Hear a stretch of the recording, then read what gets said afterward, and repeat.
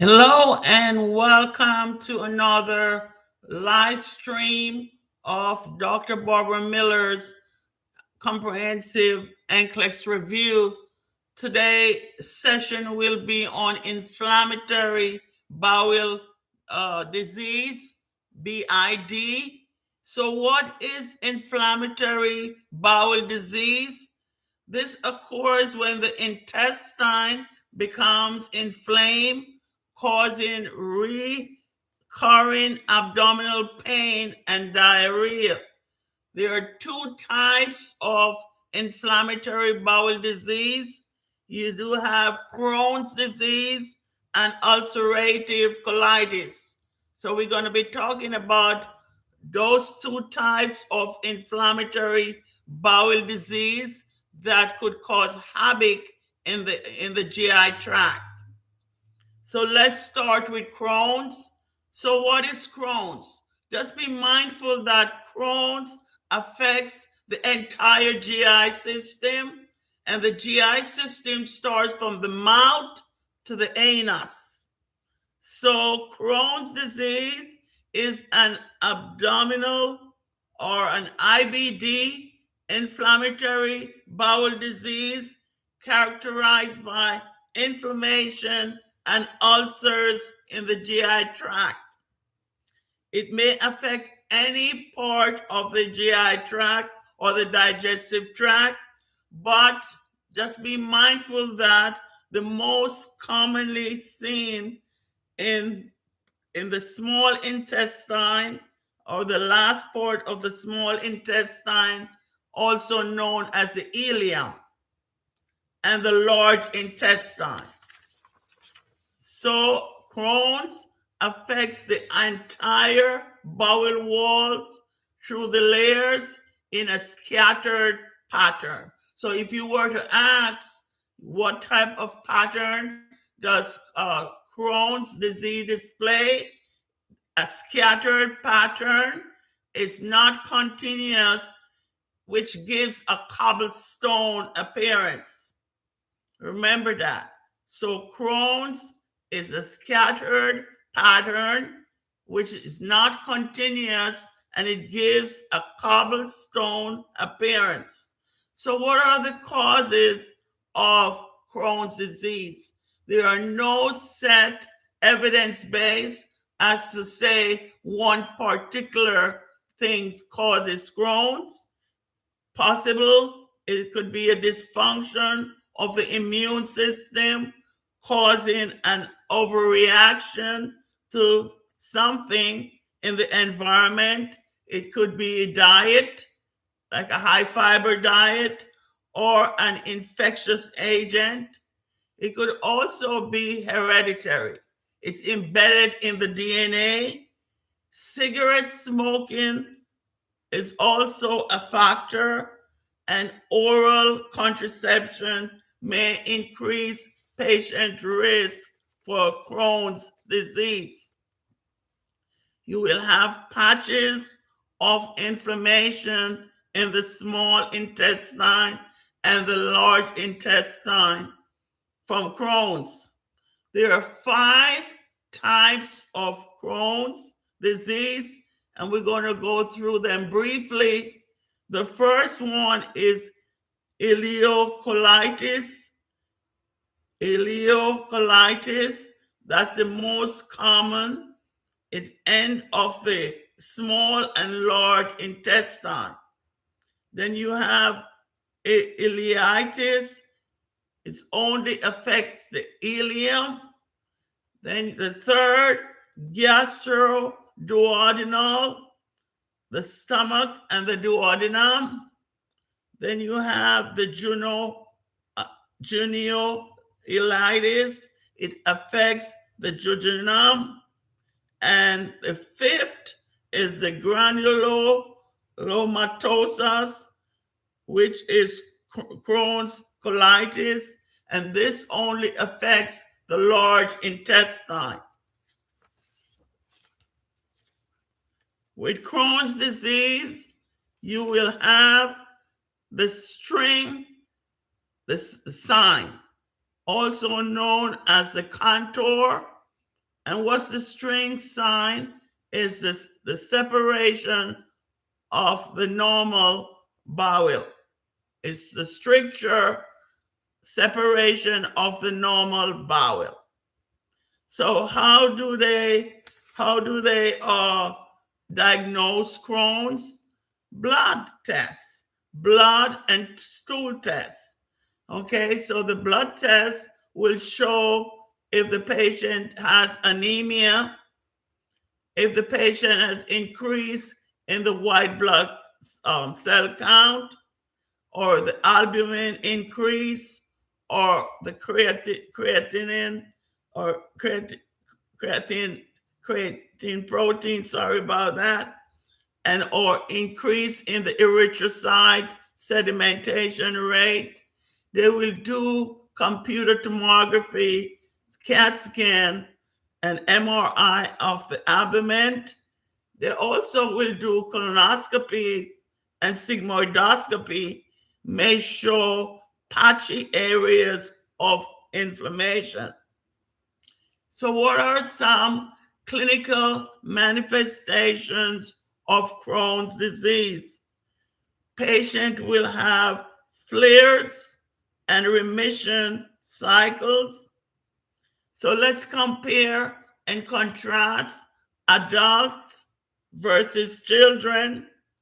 In the adults, they will experience crampy abdominal pains in the right lower quadrant. They will have abdominal bloating. They have chronic diarrhea, fevers, loss of appetite, weight loss, ulcers of the mouth and the GI tract. They will also have anal fissures.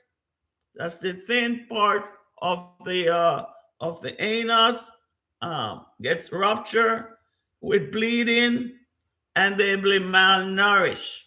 And in contrast, children may show digestive symptoms, slow growth, joint inflammation, fevers, weaknesses, and fatigue.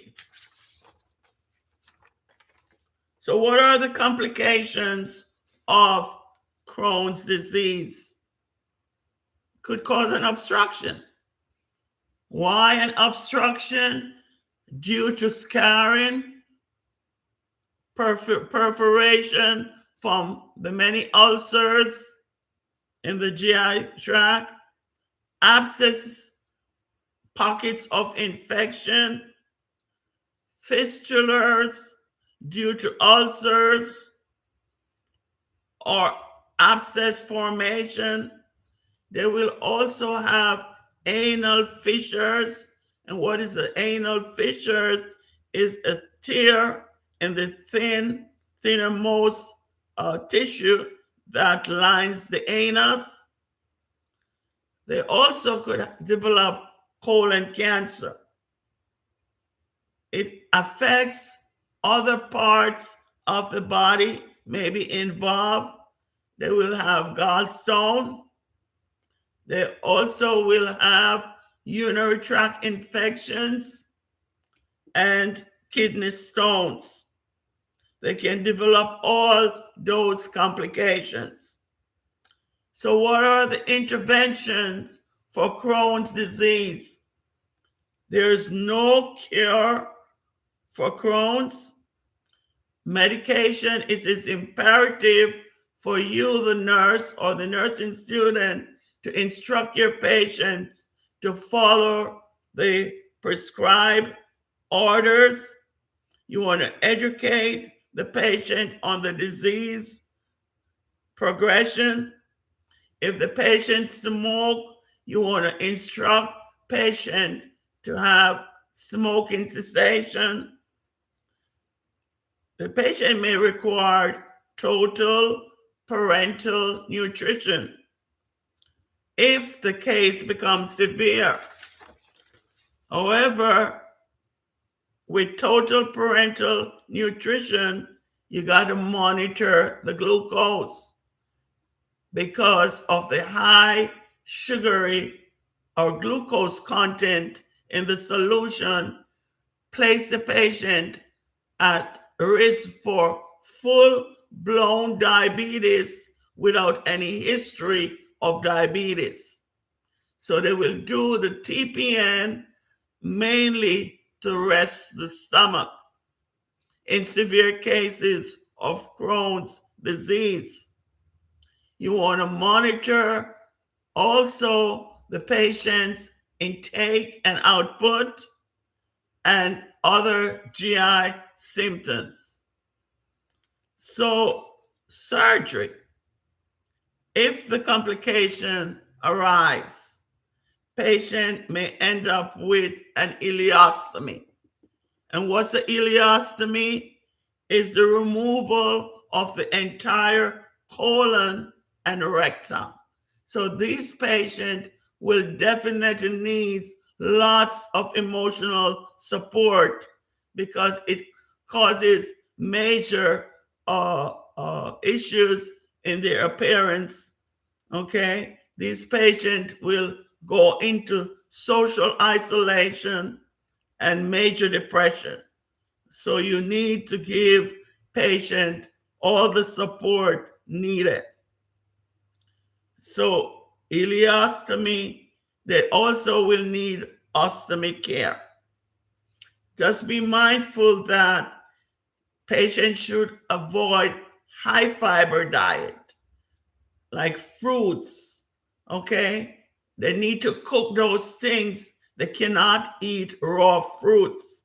So the preferred diet for Crohn's disease is low fiber and high protein. You want to instruct patient to avoid high fiber foods may cause flare up. Okay, it is so hard to digest. Okay, so some high fiber food, dairy products, and wheat. So what are the medications that they use for Crohn's disease? Anti-inflammatories such as sulfasalazine and prednisone. They also will use immunosuppressors such as azathioprine and Imiran. They will use biologic agents such as adalimumab and infliximab. I'm going to spell it because I know I'm batching it. So A is in apple, D is in dog, A is in apple, L is in Larry, I is in image, M is in Mary, U is in umbrella, M is in Mary, A is in apple, B is in Bob. Those are biologic agent. I as in image, N as in Nancy, F as in Frank, L is in Larry, I is in image, X is in Xerox, I is in image, M is in Mary, A is in Apple, B is in Bob. Those are two biologic agents that they will use for Crohn's disease. They also will give antibiotics such as ciprofloxacin. They will give probiotics also. Be mindful that antidiarrheal should take before meals. Patients should not take NSAID, non-steroidal anti-inflammatory drugs, because that may cause a flare-up of the problem. And anti-inflammatory bowel disease is characterized by inflammation. That's ulcerative colitis. Also, the second one, we're going to talk about that now. It's also an anti-inflammatory bowel disease characterized by inflammation and ulcers in the large intestine. Remember now, Crohn's could appear any part of the GI tract. However, ulcerative colitis is start from the large intestine and the rectum. This affects the inner lining and in a continuous pattern starting in the rectum. That's Crohn's. What are the causes of Crohn's? Just as causes of ulcerative colitis. Sorry about that. Same as Crohn's. There's no evidence base as to say one particular things or risk causes ulcerative colitis. Possibly it's an overreactive immune response to something in the environment. It could be the diet or an infectious agent. It also may be hereditary. It's embedded in the DNA. It's an intense inflammation in the large intestine, okay, which cause the cells to die. Ulcers form, they bleed and create pus. The large intestine can no longer absorb water, so stool remains watery. They have diarrhea, bloody. Flare-up cycle cause polyps and scar tissue to form. The bowel narrows due to scar tissue. The large intestine loses their shape and become smooth. So remember, it's a continuous inflammation in the large intestine. So if you compare and contrast, Crohn's is scattered. So Crohn's will have that cobblestone appearance. And in contrast, ulcerative or ulcerative colitis is continuous inflammation in the large intestine. So how do you diagnose? The same as Crohn's. You want to obtain blood tests and stool tests to check for anemia, increase in the white blood count. What's the normal white blood count? 5 to 10,000. Increase in the albumin. If the C-reactive protein increase, they will do barium enema with x-rays and a colonoscopy.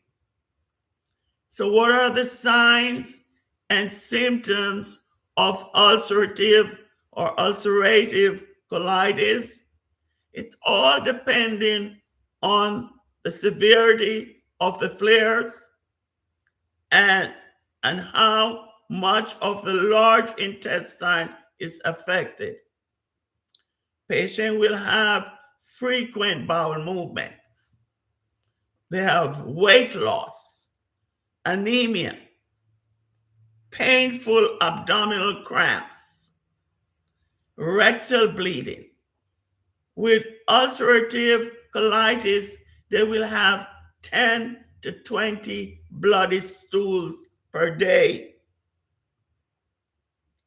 They have severe diarrhea, fever, blood and mucus in the stool. So it is a very frightening disease. It could cause anxiety, more so on the male side when they see all that blood in their stool. So you got to get to know the triggers. What are the triggers? You want to instruct your patient to write what occurred to start the flares. What has they done? Okay? Did they eat something that they should not have eaten?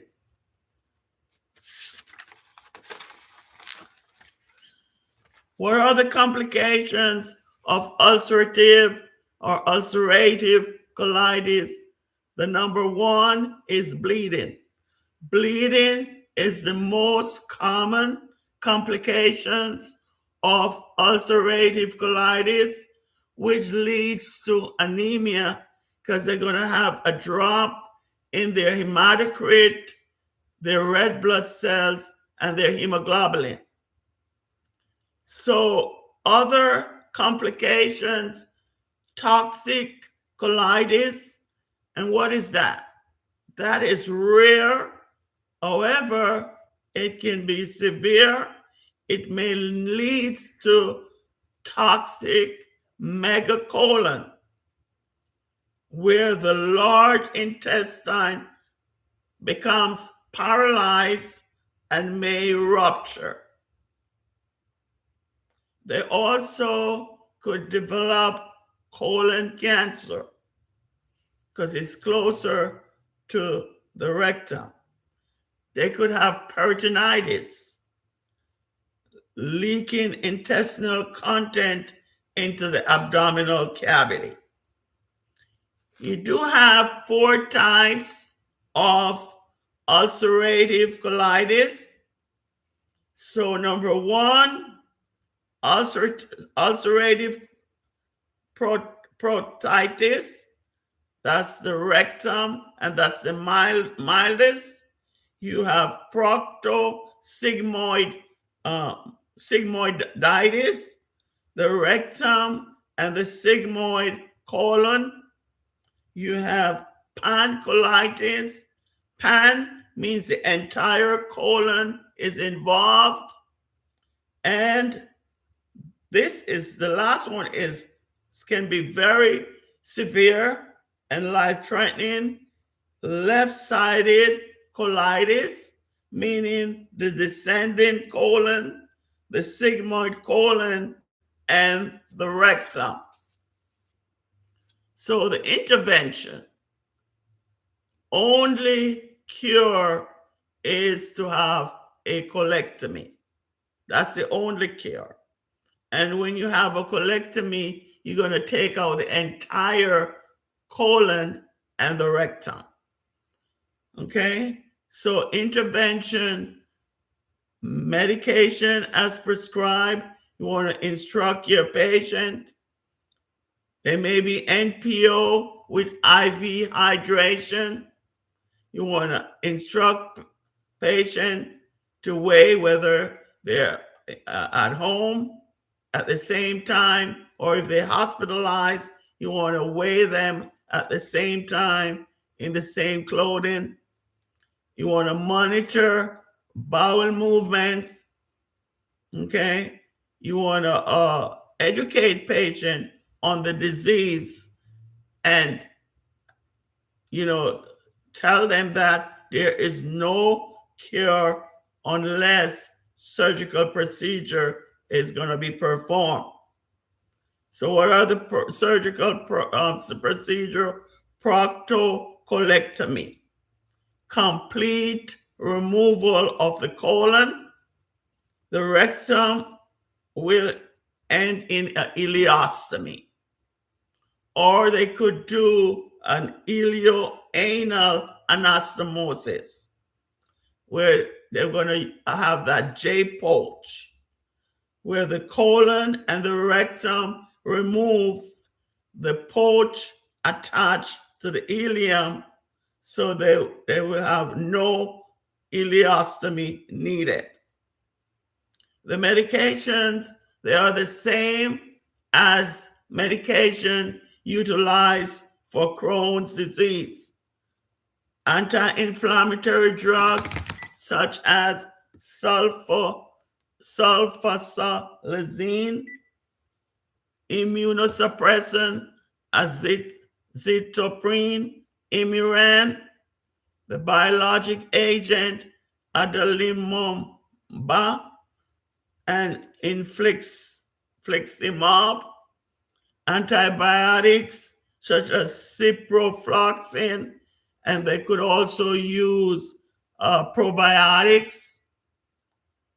Don't forget antidiarrheal must be taken by mouth before meals, and these patients should not take any NSAID, non-steroidal anti-inflammatory drugs, because they do cause a flare-up.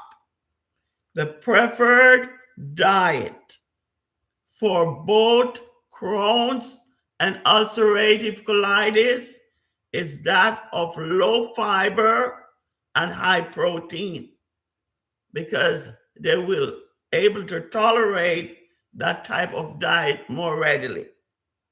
So the difference between Crohn's and ulcerative colitis, Crohn's can affect any part of the GI tract.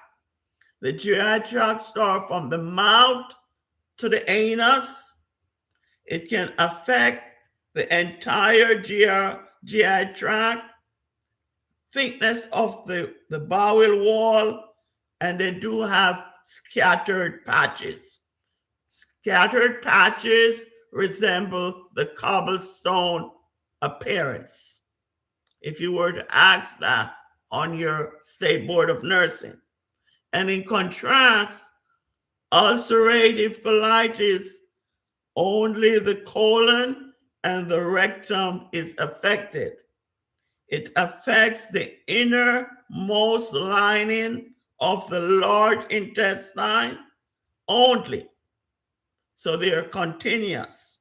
They will do colectomy for cure. Continuous starts in the rectum. That's all I have on these inflammatory bowel disease. Any questions? Are there any questions? So there is more to come. I will have weekly streams, sometimes 3 or 4 times per week. Stay tuned. If you need to send a message through the community text, feel free to do so. Thank you for watching. Please like, share, and subscribe to the channel to help it grow.